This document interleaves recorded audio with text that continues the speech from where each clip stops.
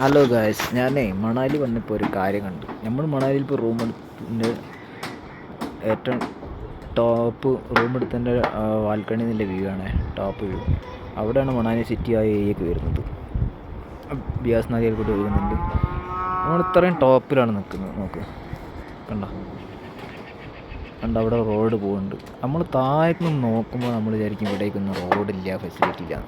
പക്ഷേങ്കിൽ ഈ ടോപ്പ് അതുപോലെ തന്നെ അതിൻ്റെ മുകളിലേക്ക് എല്ലാം ഈ നമ്മളെ പഞ്ചായത്ത് റോഡ് പോലത്തെ സെറ്റപ്പ് ഉണ്ട്. അത് ടാറ് സെറ്റപ്പ്.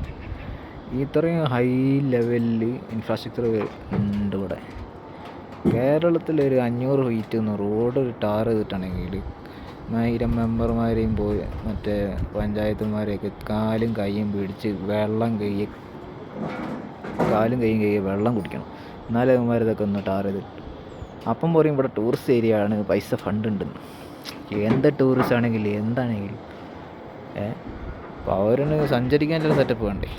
കേരളത്തിലൊന്നും ഈ ഒരു ലെവലിൽ ഇങ്ങനൊന്നും റോഡ് എവിടെ ആയി കിട്ടി ഞാൻ കണ്ടില്ല കേട്ടോ.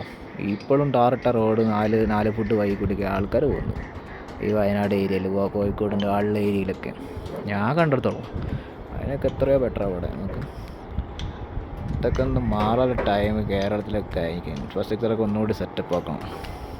ഈ ലെവലൊന്നും ആയില്ല. അങ്ങനെയല്ല, ഇവിടെ വേറെ കുറേ പോരായ്മകളൊക്കെ ഉണ്ട്. അത് നമ്മൾ കയറുന്നതിനാണ്. എന്നാലും ഈ റോഡിൻ്റെ സെറ്റപ്പിൽ ടാറിട്ട റോഡ് എല്ലാ വീടിൽ പോലത്തെ വീടിൻ്റെയും മുന്നുകൂടി എത്തുന്നുണ്ട് ഞാൻ മനസ്സിലാക്കി കേട്ടോ.